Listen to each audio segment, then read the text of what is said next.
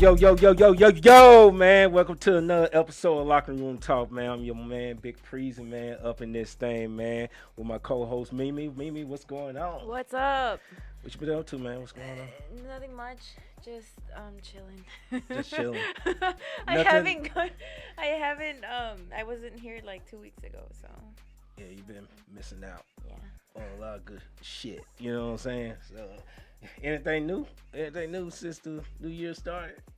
Oh, that. No, not really. Not really. Oh, well. Since 2020. I'm starting to. I actually just renew my Olympic weightlifting. Okay, dope. So Dope. that's what I want to focus this year. So we'll see. You gotta get strictly on that diet, I man. know. That's gonna be tough, boy. Like, oh shit. Oh man.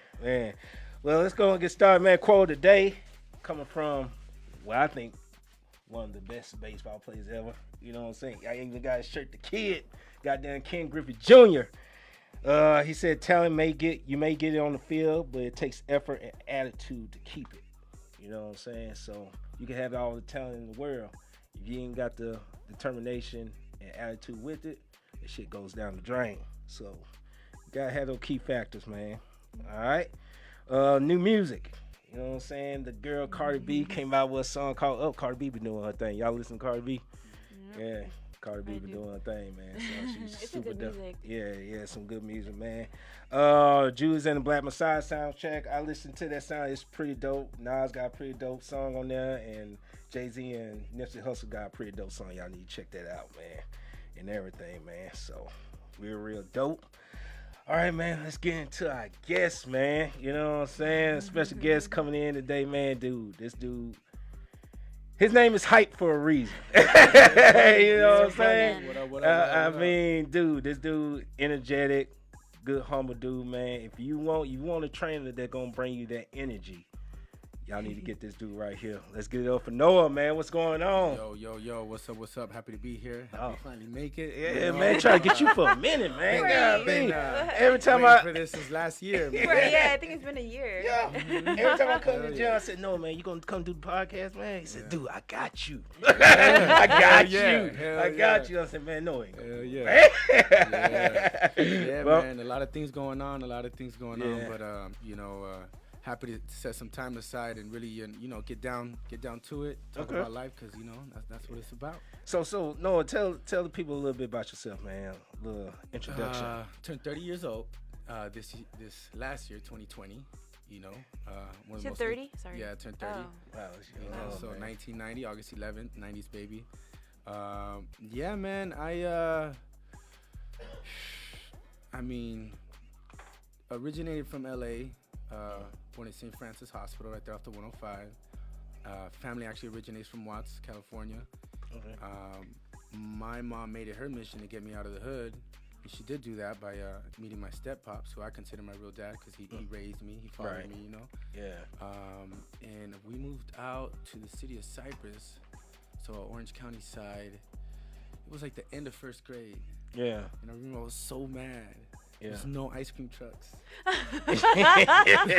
There was one neighbor in the Damn. cul-de-sac. There was no 3 flags up. None of that, Damn. And I'm not gonna lie, like, a part of me really kind of resented that, like, as a young child, because of the fun and energy in the hood. There's nothing like it. Yeah. You can't beat it, Yeah. But I did realize, growing up, it did keep me out of trouble. Yeah. Most definitely, I would not have been able to get away. And I with the heard shit it's got away very with. easy to get in trouble over up in there. Watts. Dog. Yeah. It's a whole nother beast. Yeah. It's a whole nother beast. Yeah. So, shout out to my mama for getting me out. Shout out to moms. I got to see, I got to see what the, what do they call it? I don't want to say the word blessed, because I feel like everybody's blessed no matter what you got in life. Right. But I got to see the more fortunate side of life, through my father, who was, well off. And, I started playing sports at 5, started playing soccer, but I actually started working out on my own every day when I was 8. And it all goes down to my pops. Met him when I was 3. He was the first black dude I met in our house. It's a very diverse neighborhood, in Watts, but usually you don't see him in the house mixing too much. Right. So not only was he the first black dude I met in my grandma's house, he was the first black dude I ever heard speak Spanish. Wow. Oh wow. So I'm coming into the house, and it's crazy because I always have this photo memory. The first time I met him, he's sitting on the couch with his hands on his knees, hunched over a little bit, with 6 braids on each side of his head. And I'm like, Yeah. oh shit, what's happening? And then he's like, what's up, mijo? And I'm like, did he just say mijo? Like, what the fuck? So yeah, he Cuban, Afro-Cuban, you know, he got us out the hood. I moved in with him by the time I was 4. Nice. And my earliest memories of him are always being in the garage with his homies, banging out, you know, some bench press, hitting the punching bag. They had street bikes. There was always like 6 street bikes in the garage because all his homies would put their shit right there. And another pretty vivid memory that I'll never forget is, you know, the whole time I was in there being what they call in Spanish a metiche, like getting in the way, you know, like trying to be all up in the mix with them. Yeah. Only child at this time, so I remember bugging him every day. Let me live with you guys. Let me live with you guys. Let me get in. Let me get in. Let me get in. Yeah. And one day, this is when I'm 8 years old, I remember me sitting at the stairs into the garage. He finally let me, you know, get up and get into it. And he was gonna hand me a 2.5 pound weight or 5 pound weight, something small like that. And I remember him looking at the weight, shaking his head and putting it down, and be like, no, mijo, first you're gonna do push-ups. Yeah. You're gonna do sit-ups. You're gonna be doing Right. all the calisthenic stuff. So from the age of 8 to 12, I was working out every day in my room, getting down, trying to get ready to work out with my pops. He would work out 3 days a week, and then the 2 days in between we'd go for a run. I started on my bicycle. Shit, he taught me how to ride my bike. I remember just hitting the curb saying, fuck, you're gonna crash, boom. Before you know it, he's going on his, you know, 4-mile run, and I'm riding the bike alongside of him. And as I got older, I was able to keep up and run with him. Man, we would hit this is in the city of Cypress. There's a park, but our house, to get to the park, we had to run through the train track. So it was like footwork on the train track. You know, we'd run across the train track that went over the riverbed. And there'd be straightaways where he started doing the karaoke. Like he really raised me to play football, straight up. Right. He was giving me all the football drills, Right. you know, as the fucking 9-year-old kid running with him, you know. Yeah. And then when I turned 12, you know, things had gotten better for him. We ended up moving up to the city of Fullerton, pretty big house. My room actually had a balcony. Nice. Overlooking a fucking golf course. Yeah. Nice. So my 12th birthday, I went out to my balcony, and I had my own weight set. But it wasn't the Olympic bar, it was the thin bar, you know what I mean? Yeah. So that's when I turned 12, and literally just hearing my mom every day, mijo, don't overdo it. Relax. Don't overdo it. Don't hurt yourself, because I was just obsessed with it. You know what I mean? working That's out. all I wanted to do. Yeah. You know what I mean? Yeah. Curls every night.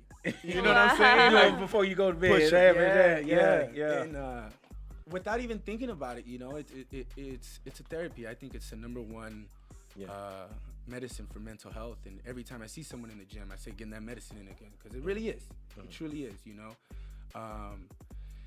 And yeah, you know, there was even times where there'd be drama going down in the house, and you know, when you're a little kid, you don't really understand what's happening, but you feel the energy, and it's heavy.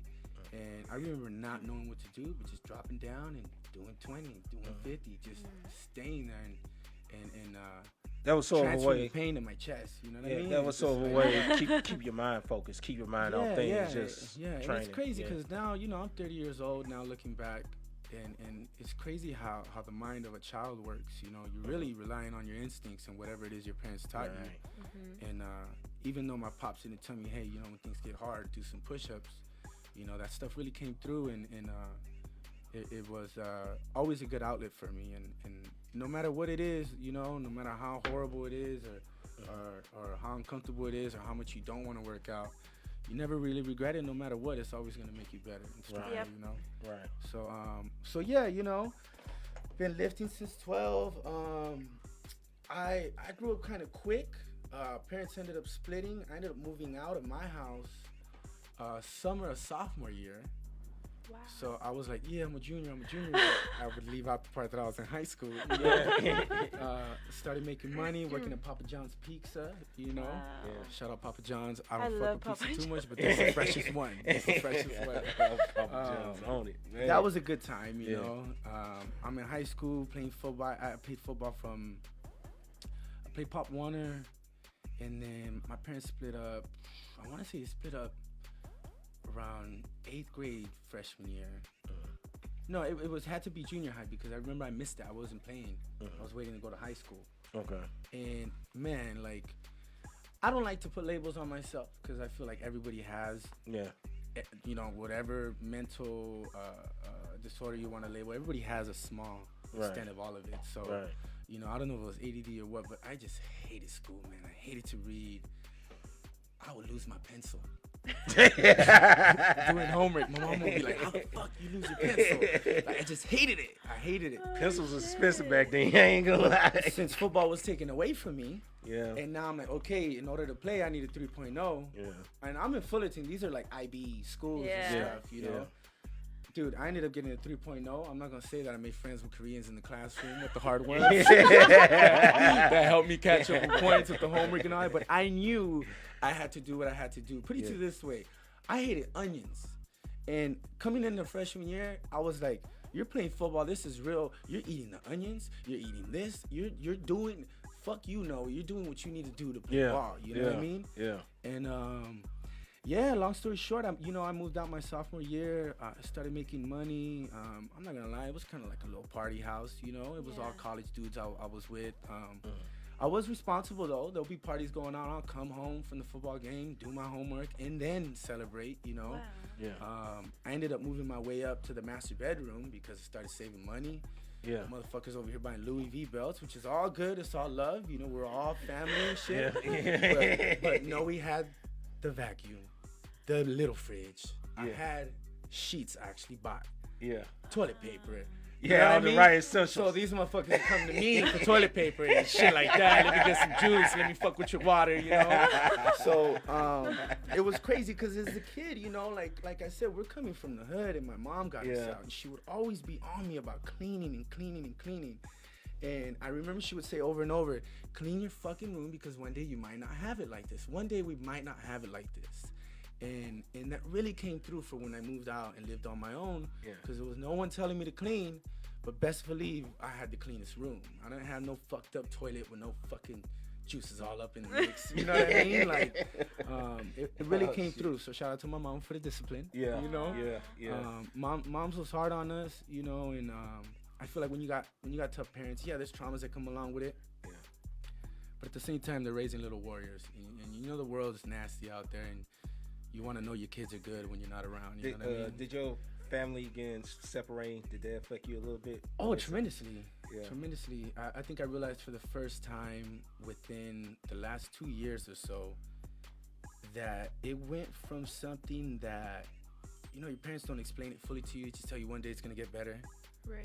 All of a sudden you blink, you're 30 years old, you got kids, and you're like, hey, we never sat around and talked about how the fuck we felt. Yeah. We never once really, like, sat down and acknowledged, like, just the feeling that we had as kids, or really what the fuck happened. It was just bits and this and here and that, and then all of a sudden you're the middleman for your parents. Tell your daddy this and tell him that, and then tell your mama this, tell him that, and I'm like, can't you guys just text? You know? So, you know, me and my little sister, my sister was born when I was 6 years old. I remember it was the year Selena died. My sister was born, so I was like, oh shit, okay, you know. I think Tupac died that same year. I think they both went out in '96. Anyways, she, you know, we went through a lot of stuff, but I was already older and she was younger, and it definitely affected me. It made me a lot stronger. It made me, you know, I feel like it was just something we just kind of learned to swallow up. But now that I'm an adult and I'm realizing, you know, you gotta kind of acknowledge and heal from your shit. You know, I'm like, damn, we never really talked too much about it, you know. And me and my sister would always talk about it, and then we left it for years. But now that we're both grown, me and her have done a lot of work, you know, through it, and you know, explaining each other's point of views, and like, you know, because there was times I was trying to look out for her, but she didn't know, because since, you know, my pops wasn't my biological dad, automatically there was, It was- separation there. You know what I Yeah. mean? So and that was part of me leaving the house. You know, Right. that was part of kind of a way to get things, you know, changed from the current setup that they had. But yeah, man, definitely taught me a lot. You know, I you know, like we said earlier, met my high school sweetheart my junior year.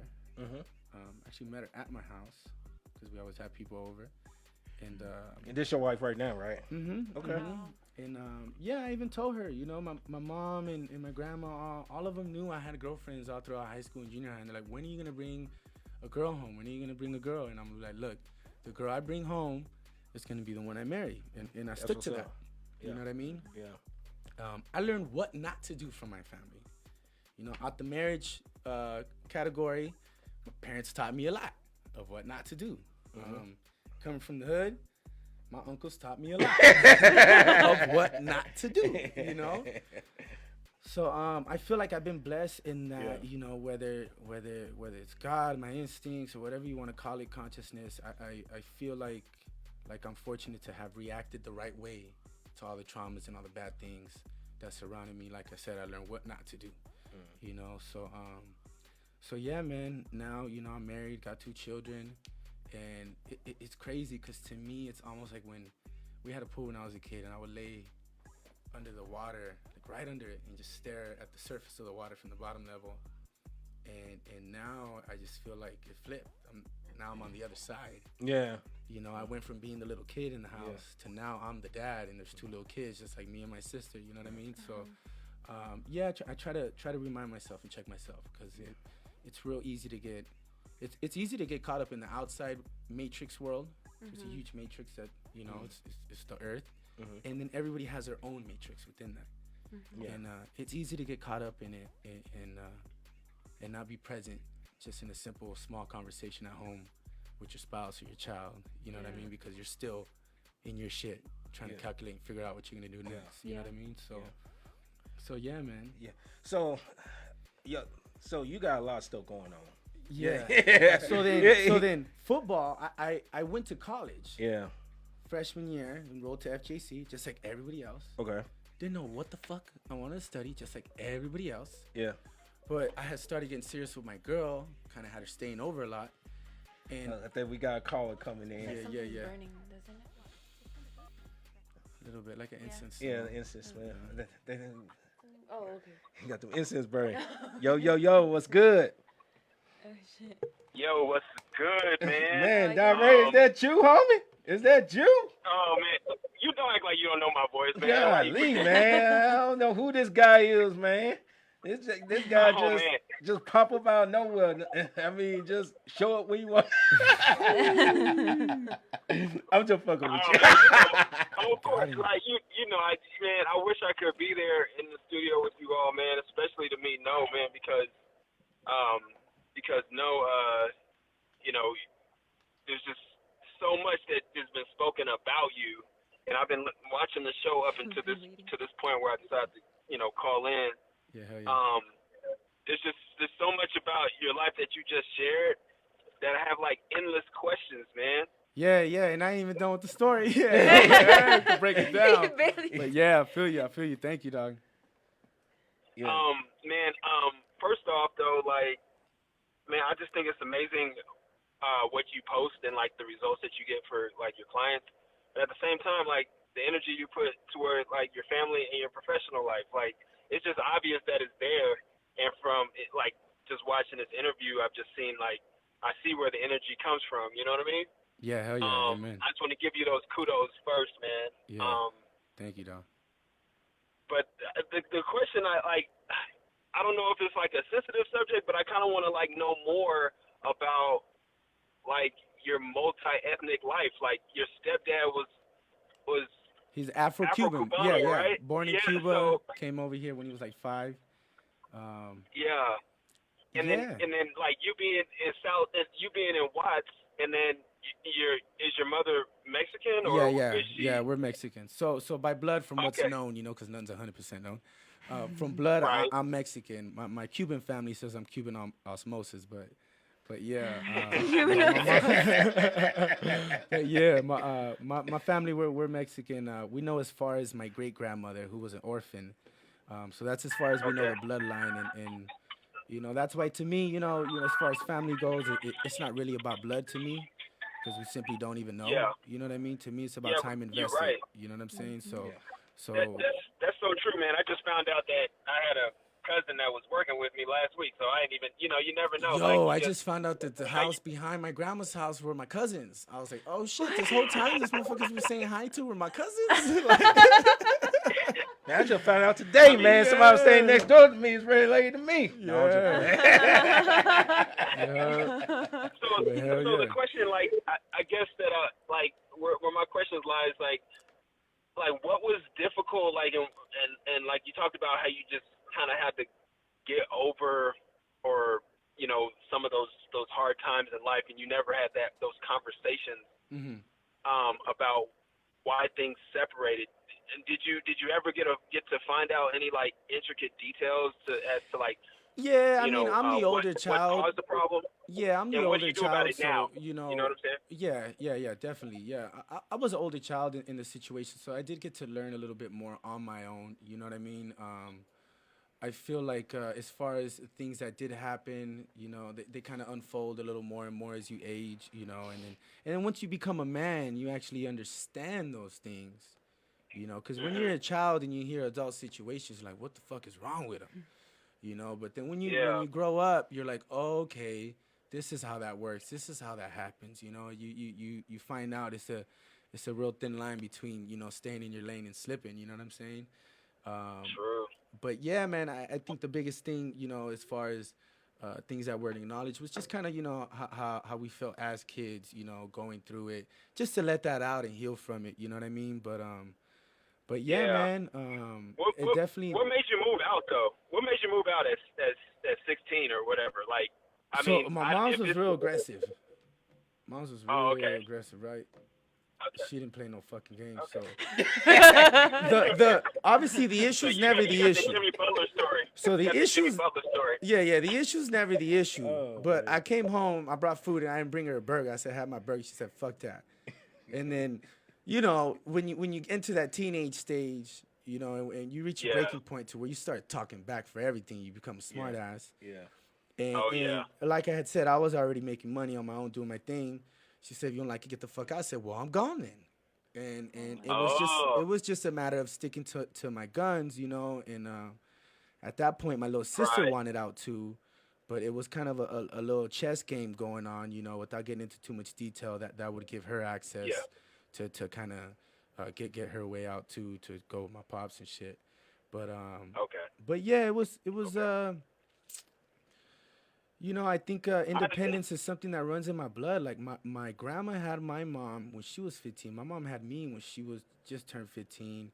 And interestingly Oh, enough, okay. she had me to get out the house, which it's a different way of thinking. But she was out on her own with me when she was pregnant in Frisco. I survived the Frisco earthquake of 1990, that big one, What?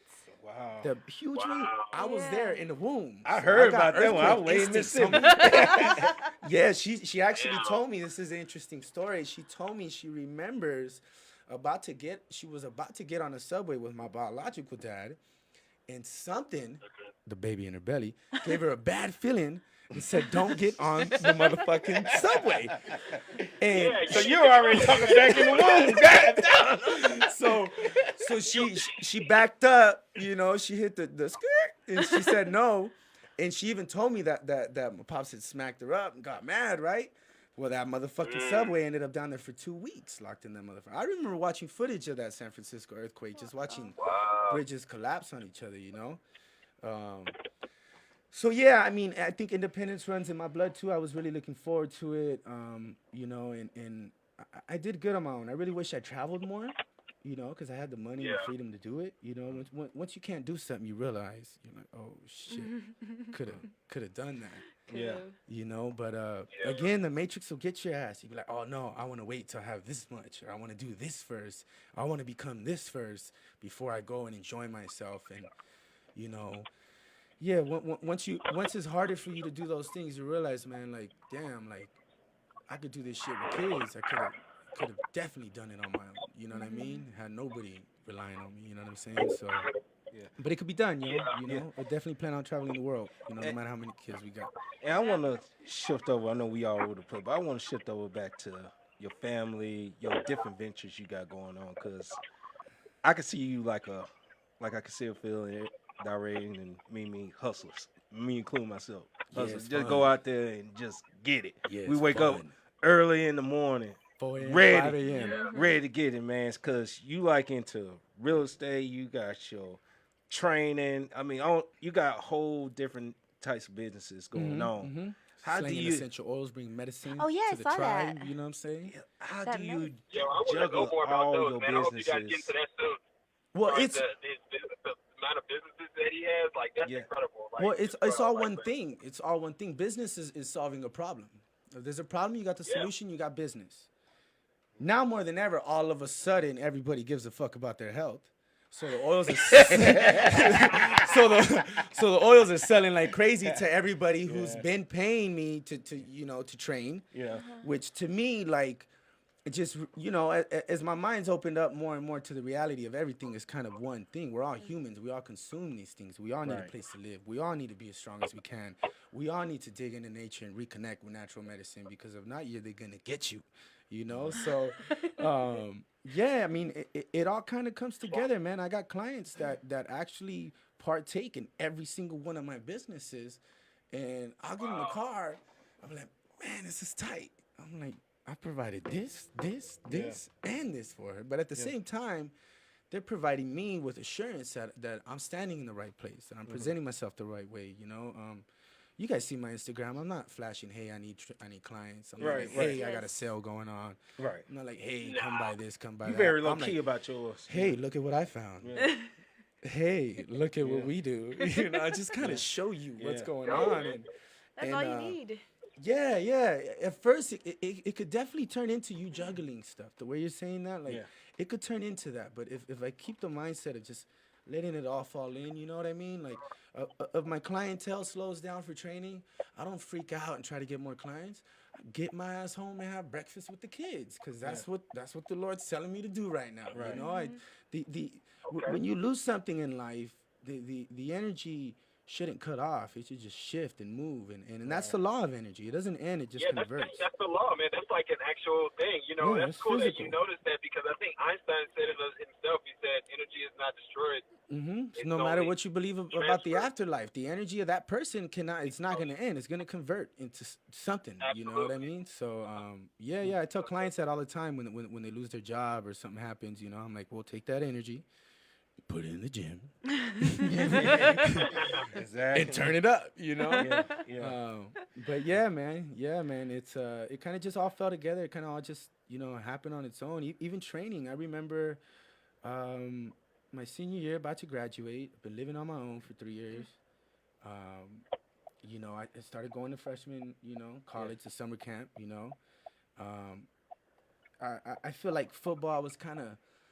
And my pops told me about this as a kid. He said, "Mijo, you need to play different sports, if not, you're gonna get burnt out." I'm telling you. And sure enough, I did. I already had my head in, in getting out, living on my own. And I remember when me and my girl started getting serious, I'd have her come over a lot, and the motherfucking homies would not wash the dishes. Oh hell no, my girl's not about to wash your dish. So I get into fucking fist fights, fucking roommates over random shit, and I would run a lot. I would run the hills a lot. My thing is like I started smoking weed my sophomore year again when I moved out. I remember the first time I smoked, I went back to wrestling practice, ran about 5 miles, and the little mild asthma attack I would have after my runs was gone. And I love running. I love it. I would always finish 5 minutes before the whole wrestling team. Wow. But moving forward, one day, I'm in my headspace. I'm in my zone running these hills. We run these hills called Skyline out in Fullerton. They're multi-million-dollar homes. All these cars and houses would motivate me, like, keep going. You want that? Keep going. And I remember asking myself, like, what the fuck could I do to make some money right now, And I'm thinking of something that everybody needs, or, I'm like, socks. Everybody needs socks. Nah, that's not it, And then I always look in the reflection of the cars when I rode by them, like, I'll check myself out and shit, and kind of stay motivated. And then I look again at another window like I always do. I'm like, well, you work out every day, Noe. And I was like, Right. okay, you're right. You do. You work out every day. Yeah. At this point, I haven't really heard about a personal trainer. You grow up, you have coaches. You don't Right. hear Yeah. about personal Right, trainers. So I ended up moving out, got my apartment in Downey, and I was actually living with my grandma still. And I went up to Bally's, Bally Total Fitness. I don't know if you guys remember Bally Total Fitness. You know, that was Oh a good yeah. time. I walked in the gym. I said, hey, man, I need a job. Whatever you want me to do in here, I'm down, you know? And I remember this interview. He said, okay, well, would you like to be a trainer? I'm like, well, what's that? He's all, you train people. I said, oh, hell yeah. And then he flipped it on me. He's like, why should I hire you as a trainer? I was like, point at any muscle, I'll give you 10 workouts. He's like, that's not what I meant, but okay. And I started at Bally Total Fitness, you know, charging $50 an hour, working all off my personality because I knew how to work people out, but I didn't know how to read someone's body, Right. how to train them to get from point A to point B on a systematic basis and you know, help people with ailments or, you know, bad knees or stuff like that. So that's how training kind of came about. It just kind of stumbled upon me. I never saw myself being a personal trainer. Real estate is something I did see since high school. Between me moving out, I had my best friend. I would stay at his house a lot, and his parents were real estate agents. One would do the marketing, one would do the consulting, and me and her son, her youngest son, would go pass flyers out and do bullshit. And I even told my lady, like, yo, even if we fucking suck, you know, we could do real estate and in 5 years we'll be straight, you know? Right. So real estate is something that I've always wanted to do, but I just felt like, who's gonna fuck with a little boy? You know, I didn't have one facial hair. You know, like, I didn't know what I was doing. So a lot of my clients were real estate agents, and the OGs would tell me, Noe, go do it, go do it. And when I finally had this grown out, the chin, I had some hair on my chin. I said, all right, don't fuck with me, you know? I'm going to go do it, you know? So, yeah, about 2 years now doing real estate. Yeah. And all of it comes from the gym, man. I used to, so Bally's went out of business. I mean, you guys remember that. LA Fitness took over. Yeah. Bally's had a good system. It's like Fit Nation now. The trainer comes in, feeds himself, gets his own clients, trains himself to get better, keeps his clients, and runs his own business. That's a personal trainer. Well, LA Fitness said, okay, we're going to have the training managers who supply all the clients and do all the sales for all the trainers, and the trainers are only focused on training. So I was working 9 to 1, 4 to 9. Long story short, I missed my son's first birthday because of this fucking job. And after that, I said, fuck that. I'm going to work a straight shift. AT&T, I heard, is a good spot to work. So I tried to leave training, but it wouldn't let me. So what ended up happening is I was training clients from 5 a.m. to 10 a.m., get home, eat, take a fucking sick power nap for like 10, 15 minutes, you know, and play with my first son, Zeus. He was a baby at that point. And then go back to AT&T from like 12 to 10. You know what I mean? So after like I want to say it was a year, I saved up the equivalent of 6 months of expenses, and then I quit that. But the whole time I was at AT&T, I'm like, oh, you got Instagram? Installing the phone? Oh, follow me. Here's my fitness page. Have my little 1,000 followers. Like, oh, dude, the manager, dude, he would get so mad at me. He'd be like, hey, are you gonna sell some tablets or some product? You're gonna keep selling your fucking training. And I was just like, hey, dog, I gotta do what I gotta do. You know? I remember we had a new manager, and she had one-on-ones with everybody except me, because they all knew I was on my way out. They all saw what I was doing. And even though it kind of went against the job position right there, you know, even now that for the first time I'm really thinking about it, you know, appreciate them because they let me do my thing. You know what I mean? They let me do my thing. I got out. I got them all still on Instagram. A lot of them have trained with me too. Yeah, man. So that training kind of fell on my lap, and then I wasn't not even able to let go of it. Even with real estate, I said, okay, once I match my income with training with real estate, I won't have to do that no more. I can wake up with my family every day, you know, because that's something that I don't really get a lot. And nah, man, I love that shit. Yeah. I'm not going to stop training. Hell no. It's a part of you. Yeah. Why would I go knock on some doors rather than just having my people around me? You know what I mean? Yeah. And your training, you do like different techniques with your training. Your training my is shit different. Changes every year. It changes. Your training is different. Yeah. Like you bring some that it's type metaphysical. of energy. I tell everybody, I'm gonna train your soul, and your body's gonna be a byproduct of this shit. You're gonna think differently, you know. That's that's some what it Thanos, is. that's some I like Thanos that. shit. That's really what it is. You gotta switch your client's mindset up. Yeah. Yes. You know, it took me years to realize that clients would switch the mindset when they step into the gym, train with me, clock out, and switch right back to the same mindset when they left. And I said, no. The session's not 1 hour. The session's 24 hours. Your sleep, your homies, what you drink, what you watch, even how you sleep. All this shit matters. And I'll even tell clients sometimes, like, if their weakness is a meal plan, I'll tell them, hey, the training's free. You're paying to do your meal plan. Or I'll be like, they're lacking on the cardio. I'll be like, hey, the training's free. You're paying to do your cardio. Don't waste your money, you know? Like, because it's really about how you see things, you know? So yeah, that's what it is, you know? We metaphysical. You know what I'm saying? And I noticed you really into like your group of clients, like y'all mostly like a family. And Oh, dude, especially through the pandemic, man. We Yeah. started doing 5 a.m. hikes. yeah, I wouldn't tell them it was a run until we got there. Oh shit, you're stuck. Like, hey, it's 8 miles. We're going to run every hill. And they're like, why didn't you say that? Because your ass wouldn't be here. And Yeah. we really, yeah, man, we were getting it. We still do, you know? Yeah.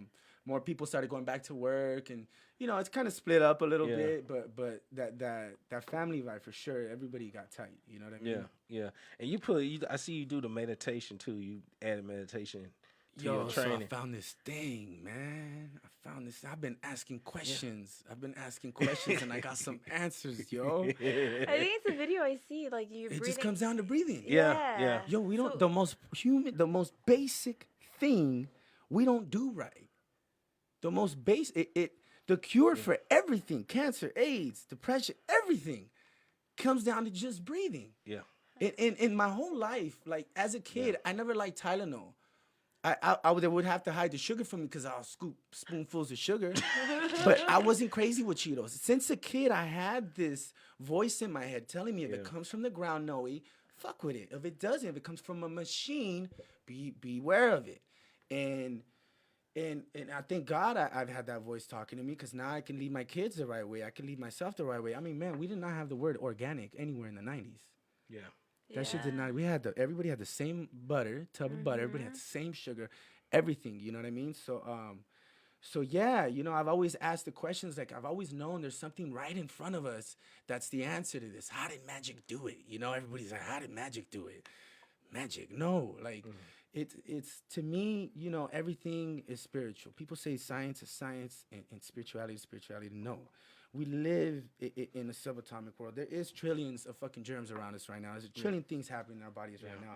Yeah. And the only reason we're alive, the only reason there's life on this planet is because of oxygen. And it turns out we've been lacking oxygen. And this dude, Wim Hof, shout out to Wim Hof, he's proven with science by attaching himself to machines that you can control your nervous system. Right. You can control your heartbeat. You can control your immune system. He let him and his students get hit with E. coli, done their breathing, no fucking symptoms. Killed that motherfucker. Since the pandemic came, we were the least scared out of anybody for the virus. We're just like, hey, we need to stay on our shit. Stay on the CMOS. Stay on the probiotics. I found the Wim Hof breathing. He said a cold shower a day keeps the doctor away. I'm not questioning it. I'm going to take a cold fucking shower every day. And guess what? For those of you guys who have a heavy schedule, got a lot of shit on your mind, you take a cold shower, you'll forget for a second. It's going to get you out of that, you know? It's going to snap you out of it. It's going to wake you up, you know? And this guy, he's on a mission to change the world, and I'm on a mission to just change the view of all the people around me. I'm not telling you that what you're saying is wrong. I never disagree with anybody, because we all are true in that we have the same intent of wanting what's best for us. But the truth is, and a lot of people don't like the truth, is that the natural way is better, but it takes work. Yeah. You know, last time my son got sick for the same thing in the hospital, and they kept trying to give him the same medicine, we said, we want a blood test. We want a blood test. Oh, let me send another doctor. They put us in double doors now because we don't fuck around. We don't sign no electronic pad. We print my shit out. Let me read this shit. Yeah. They don't want no one hearing how we talk, because we drive at the hospital. The doctors work for you. Yeah. But they flipped it and got us accustomed to just whatever the doctor says. No, that motherfucker works for you, and they call it a practice. Yeah. Because for some reason it's 2020, 2021, and they're still practicing. They haven't figured it out. Right. So I'll ask for a blood test. Can you print it out, please? Oh, it's the flu. It's not what we were going to give a medicine for. What are all these other red dots? Oh, they're off, but it's no big deal. Yo, we took that shit to our natural doctors. I'll take these herbs, take this, take that. You know, instead of popping 2 pills twice a day, the natural route would be like 6 herbs 6 times a day. Oh. And we're so brainwashed into taking the easy way out. I truly believe that's the main reason why we don't have natural hospitals. Why don't we have one natural hospital? Wait, One, so you know what I mean? there's a natural doctor? There's holistic doctors still out there. Wow. Okay. What happened, to sum it up real quick, what happened with medicine is chiropractors were MDs. Holistic doctors were MDs. Chinese medicines were MDs. Homeopathics, all these guys were equal doctors with Western medicine. But once, this all goes down to Rockefeller and the oil wells. That's how they found petroleum jelly. Remember we used to put that on our babies? Petroleum, shit causes cancer. Well, Western medicine has a really good antidote for you for the immediate, but it's not going to treat anything long term. What he did is he went into the schools and said, only give my Western medicine doctors their license. So then it goes from having chiropractors and homeopathic doctors, all these natural doctors are all equal, to all you guys are outlawed now. And they even started suing them, you know, for malpractice, for false medicine practice. Yeah. But why they're is taking the money. synthetic route the only route? You know Yeah, what I mean? because that's what people are used to, and you put all these natural doctors, these natural resources, that's taking money from them. Yeah, straight up. You It's know. all business. I mean, Yeah. the world is a giant the- sales floor. Money don't make the world go round. The cell does. Without the cell, the money don't move. You know what I They mean? just want to put a whole bunch of chemicals in us that's not What- helpful. okay, so we're in a pandemic and everybody's talking about germs. How many times have you heard people talk about toxins? None. No one's brought up the word toxin once. None. Nope. The toxins are the bad guys. Yeah. So you're walking around spraying shit full of toxins Yeah. to kill germs when germs are there to kill the toxin. Yeah. You know, I You don't know. overheard my wife talking about some oils with her friend. She's like, oh, this one's for the brain you put on your fingertip. And I'm in the back like, so when you touch the Fabuloso and the chemicals on your fingers go straight to your brain? And they're like, oh, shit. Every time I see somebody put hand sanitizer on, I'm all for hand sanitizer. We got natural hand sanitizer. I'm all for hand sanitizer. But I think about this shit. Yeah, You know? yeah. Oh, And like I said, shit. to me, science in the spiritual realm are one and the same. If it's bad for my body, my soul isn't fucking well, with it. yeah. You know what I mean? It's just, it's not, doesn't make sense, you know? Like, I even feel like it's contradictory to pray for food when you got McDonald's on the table. How are you going to ask the Lord to make that good for your body?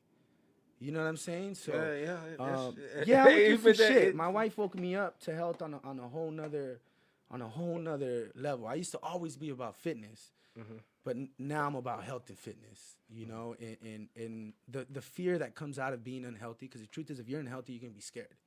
You know, and that's why we are where we are. We're the most overweight country in the world. We throw more food away than any country in the world, and all of a sudden we're worried about our health. Yeah. You know what I mean? So.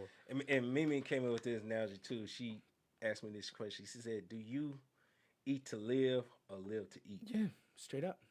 You know what I'm Straight saying? up. And People don't see it. They're like, why are you Yeah. gonna eat organic if you're gonna die anyway? I'm like, Right. well, then why are you gonna shoot your kid with a vaccine if you're gonna die anyway? Yeah. You know? To me, when people say, oh, might as well be unhealthy, we're gonna die anyway, I'm like, oh, might as well look good and feel good because I'm gonna die anyway. Yeah. But you might as well look good and have a good experience while you're here. Exactly. You know what I mean? Right, Because once your right. back blows out, you're gonna want to die anyway. You're gonna Right. fuck it, you know? Yeah.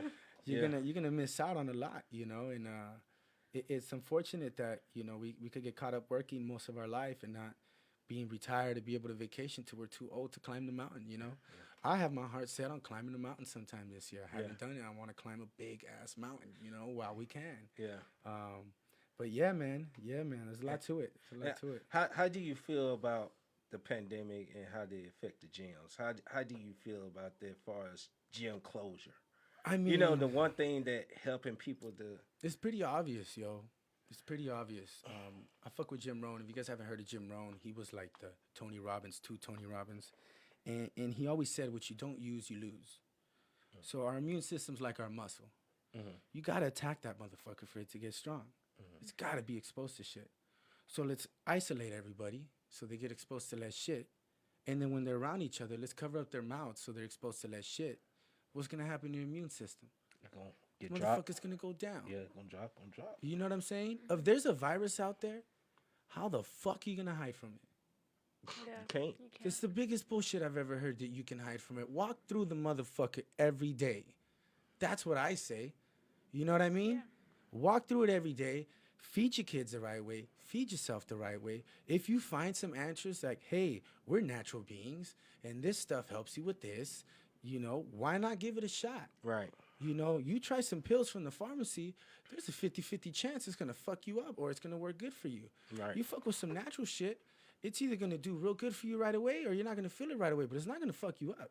Right. It's not going to fuck you up. Right. I have not heard anybody ODing from no ginger shot. I love ginger shot. It's nasty as It's fuck. black as Yeah, fuck, but that but shit it- helps. Woo! That shit Tastes helps. nastier than the pill. Yeah. But how many people you hear, you know, dying off of fucking, you know, medical error or fucking, you know, I ain't gonna lie. overdosing on some pharmaceutical drugs. Yeah. You know what I'm saying? That's true. Cocaine pharmaceutical. Yeah. People died from that shit. Marijuana comes from the ground. I have not seen no one died from that shit. Yep. Oh, yeah. You know? Yeah, And you're if right. they did, it's because they did something stupid. Well, it was too faded. Had an accident. Exactly. Yeah. You know? Yeah.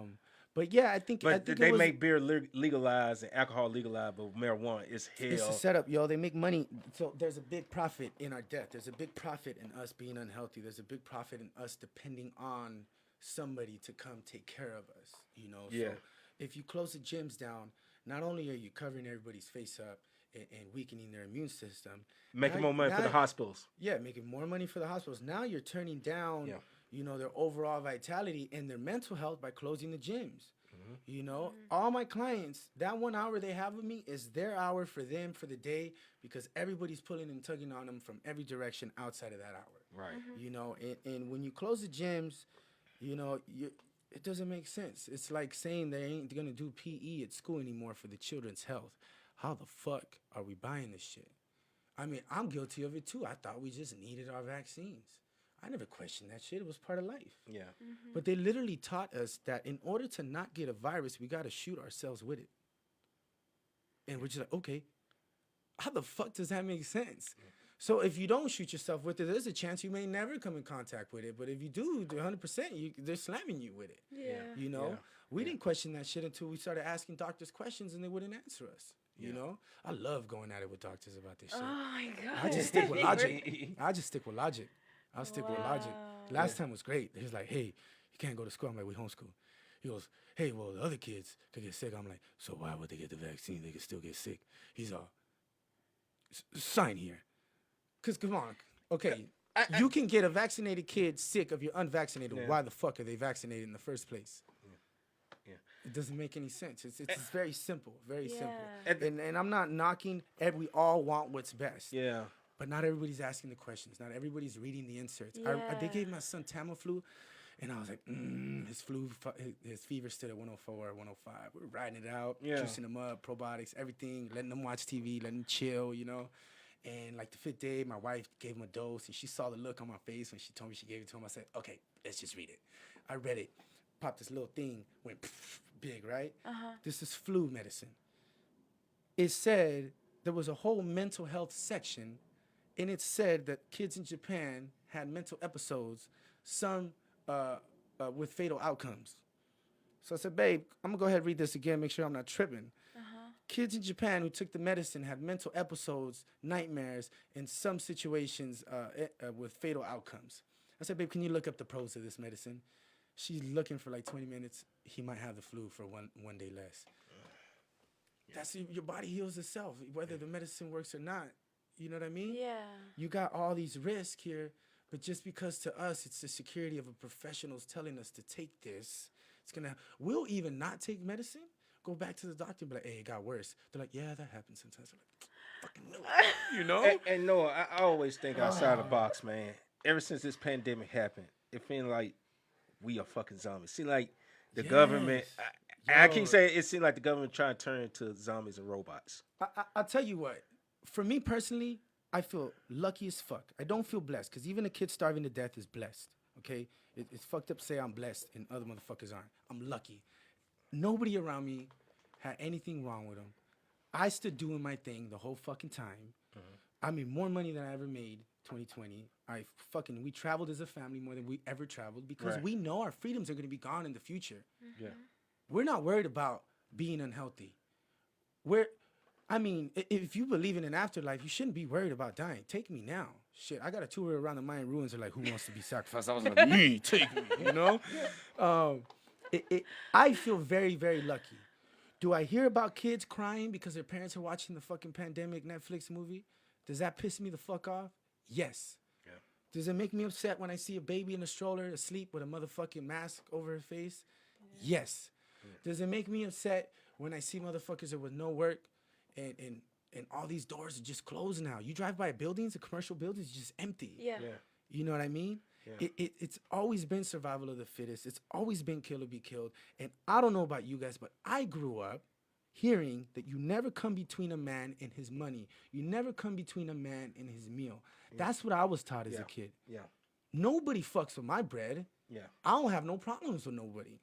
You know what I'm saying? Right. Someone fucks with me and my bread, that's coming between me and my family and eating. And not only is it happening, but people are willingly letting people fuck with their bread. Yeah.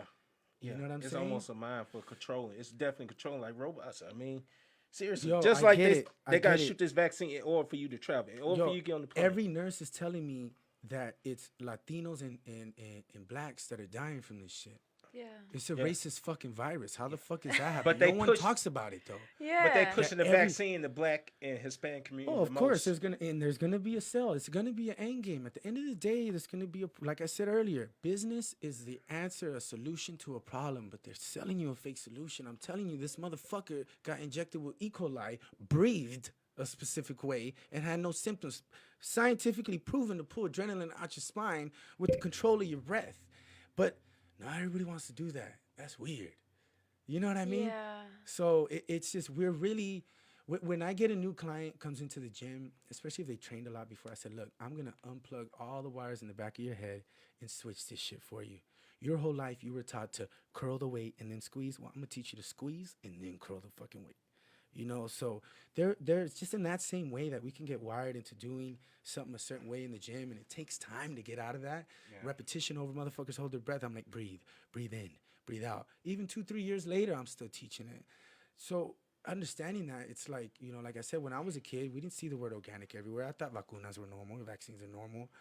It took me a lot in a lot of asking questions to be able to unplug those wires that were put into me as a kid and rewire myself the new way, you know. And unfortunately, we're all wired, yo. Like we haven't had cable in years. We don't see commercials. So when we see a cable TV, we put a movie on, and we're like, God damn, so many commercials. We're like, God damn, so many fucking pill commercials on this motherfucker. And we're like, damn, this shit is a big advertisement, yo. Like, no wonder everybody's tripping. No wonder everybody's got it fucking twisted, because it's tube right here. It's TV. If it wasn't for the TV, none of us would ever know about coronavirus. Yeah. It would just be another uncle dying from diabetes. It would just be another uncle dying from a heart. It would just be another, you know, grandma dying from pneumonia. It would be another grandma dying from cancer. But that's not what we hear now. It's this box that's telling us something. You know what I mean? So, yeah, man. And I just wanted, like, back in the day, our ancestors and all that, you know, and you had a lot of people that live off plants. Yeah. You had a lot of people that didn't deal with medicine. Let's just say medicine didn't exist. How did people survive back then? Yo, there was less disease back then. Yeah. Right. There was You less know? disease back then. There was less disease. To me, less I chemical have built this connection with the indigenous spirit more than ever in the last couple of years. And yeah, not everything was perfect. Even back in indigenous days, there was hierarchy and social status of wealthy and poor. I don't like that shit. But their medicine, yo, they knew what the fuck they were doing. Though. They knew that we're, like Dr. Sebi says, we were walking on the medicine the whole time. You know what I'm saying? There's a whole universe of herbs. Yeah. Just like there's a whole universe of cars and different makes and models, there's a whole universe of herbs. And everything was put right here for us. But, I mean, even the most basic thing, you buy a house in the city, you don't own the land, you don't got no mineral rights, we don't have access to the earth the same way we had before and the way we were supposed to. So my personal mission in life is to reconnect us with nature, us with our instincts, because I realize that we're the only animal that does not birth children off of instincts. Little dog has some puppies. No one told him how to do that. His instincts are intact. Us, our instincts have been snipped from us, just like they cut the umbilical cord early every time a baby's born. It's not only is the connection between us and nature cut and our instincts cut, but we're also fed this trauma, so we're fear-based humans. And the moment you go from thinking logically and acting off logic to thinking emotionally and acting off emotion, yo, you might as well throw the towel in. Yo, you ain't gonna win. Yeah, You know what I mean? and like I said, as far as like my mom passed, she passed from what I'm saying, congestive heart failure, arthritis, and all Yep. that. But I blame medication. Yeah, I blame half of that you on watch the medication. fucker up. You know what I'm saying? If you take this heart medicine, the side effects you're gonna get arthritis. There's a lot of stuff. Yeah. Yeah. What is side effect? Why you gotta get some type of side effects? Remember the movies, the Disney movies, where they be with the Wicked Witch and they want to make they want a potion for something, and every time you make a deal with that witch, she grants you a wish, but you got to give something in return. Yeah. That's how I see it now. That's side effects. We're gonna fix you, but you got to give us something in return. the side effects. You see what I'm saying? The side effects. That's what I see. Just like the every time. vaccine, they say you're gonna get it, but you're gonna feel some side effects behind it. It's like on commercials, like Yeah. when they put like some kind of medicine and then all the side effects, they just read it. Oh, by I'm the way, like, this shit my might fuck gosh. you up in 3 weeks. Like, Yeah, Exactly. I'm like, Right, what the right. hell? Right. Yeah, you're gonna cure this, but you're gonna give me all this. I'm like, what Right. the? What's Right. for? Right. Yeah, you're making a deal. You're making a Oh deal my straight up. God. You know what I Exactly, mean? man. My mom was diagnosed with bipolarism, and I dug into there was a whole year where I was from 4 a.m. to the time I went to bed researching all this shit. They diagnose kids as young as 2 years old with bipolar disorder. We're humans, yo. We're all bipolar. We all have emotions. We all have Exactly. good days, bad days. Exactly. We all have like 5 different fucking personalities. It's okay. Yes, anxiety can get overwhelming and you can lose it, but every time I'd go to the psychiatrist appointments or whatever, it was a pharmacy fucking appointment. She was writing her prescription. I'm like, yo, you ever recommend books to your clients? No. Take the medicine, she'll be fine. I'm like, okay. What about music? No. Take the medicine, she'll be okay. I'm like, motherfucker. I'm like, you guys ever prescribe marijuana? I'm like, fuck it at this point, No, take the medicine, she'll be okay. And the medicine is fucking you up. When's the last time you seen a chemical imbalance on a graph? When's the last time you seen a mental chemical imbalance on an X-ray? You can't see it. No. You could say it's there and you could have numbers on the paper, but where's the fucking picture? Where? Any mental health medicine is shooting in the dark and wreaking havoc on the rest of your body. Yeah. And my mom fell victim to that. And now she's off the shit. Everybody's waking up. That's why I think the hospitals to me are just like a goddamn shade tree mechanic. Yeah. You know what I'm saying? Just like a shade tree mechanic. They come repair your car. Oh, they said something else wrong with your car. You need to repair this. Oh, I found something else wrong with your car. Yep. In the first place, wrong It's with funny your you car. say the car thing. Medicine was actually in the human body was completely misunderstood when it went from being treated as a whole thing, as a whole being, to cut up into different body parts and things work separately. No, we're all one fucking being. We're all one thing. The natural doctor we go to, the motherfucker reads our chi and shit. And he'll tell you, no more donuts, clean your diet up. My son went from not being able to run 20 yards because he'll be coughing with asthma and needed his albuterol to now we don't fucking eat nearly the same as before. And he's running laps. Yeah. Hasn't used his shit in years. You know what I mean? Wow. Yeah. So, I mean, it's all about taking care of yourself, eat right, and working out. Just like our ancestors used to do back in the day when they didn't have the necessary medicines and doctors and all this. They were moving. It's all Exactly. natural. Yeah, all natural. Yeah. You know? Yeah, so, but yeah, man. I think my wife said something when the pandemic started. She said it's gonna backfire. And fortunately, it did. I think as a human race, we're dumb, but we're not that fucking dumb. Yeah. There's people rioting all over the world. There's like I said, when I was growing up, we never saw the word organic. Look at how much natural medicine is out in the mainstream, more than ever before. They had to do this. They had to because they were losing. You know how many people, like, the pharmaceutical industry's probably been losing mad money ever since people started taking ginger shots. Yeah. The less you get sick, the less you're going to go asking for help. I always You know give what him I'm saying? ginger shot when Yeah. That shit would run us, man. But man, dude, we gotta wrap this up, man, and everything, man. But Noah, man, I appreciate you coming Yes, through, sir. man. Yes, sir. And just Appreciate giving your you insight, having me. man. This is a dope episode, man. Before we let you go, man, we're gonna start asking our guests, man, if you have one person you'd love to work out with, dead or alive, who would that be? Ooh, I'm thinking Tupac right away. I want Tupac. He worked out. Yeah, I know he worked out well. He worked out well, man. Yeah, hell yeah. But I mean, shout out to Fit Nation Gym. I've got to train with Milos Charcev. He worked and competed with Arnold Schwarzenegger, and because of that gym, I got to work out alongside Arnold's son too. You know, doing the Okay. shoulder raises. Like, oh, he's doing it like his daddy. Learn this shit, dog. Let's go. You know. Yeah. But hell yeah, that was a fun question, dog. Oh, that's Yeah. what's up. That's what's up, man. Yeah. All right, man. We appreciate everybody, man. Shout out to our sponsor, Beacon Radio, man. Yo. And that's another episode of Locker Room Talk, man. I'm going to holler at y'all. This Big Preezy. Let's get it. Yeah! Yeah, baby.